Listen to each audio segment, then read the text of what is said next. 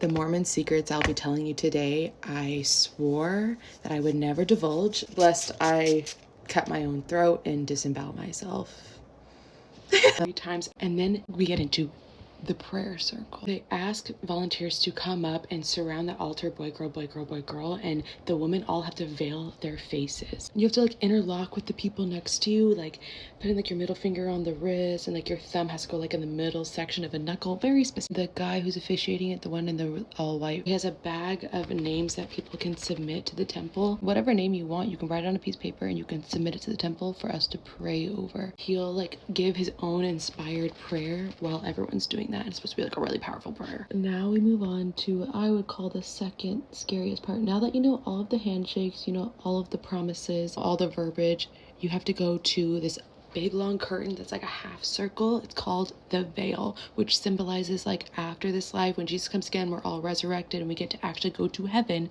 We have to do these rituals in order to be accepted into heaven. I want to say there's like 6 openings, and remember how I told you there's magic underwear? So on the magic underwear there's little marks on them. So there's like on the nipples, on the belly button, and then right above the knee. In the curtain there's like 6 openings with slits in the curtains that match the marks that are on the underwear. And there's a man standing on the other side of the curtain. You have to go up with like one of the temple workers who's also a volunteer. You have to recite all those handshakes to the man through the slit. The worker is there to help you, like if you forget one of the chants, the symbol, the secret name that you have to give. Once you're done, the man will pull you through the curtain. Once the man pulls you through the curtain, you get to enter what's called the celestial room, which is just like this all white room. You can just like sit in there and pretend to pray, because you're not allowed to actually pray in there, I guess. And there's like a bunch of Book of Mormons and Bibles. That's the ceremony. Mind you, they've actually changed the ceremony multiple times throughout history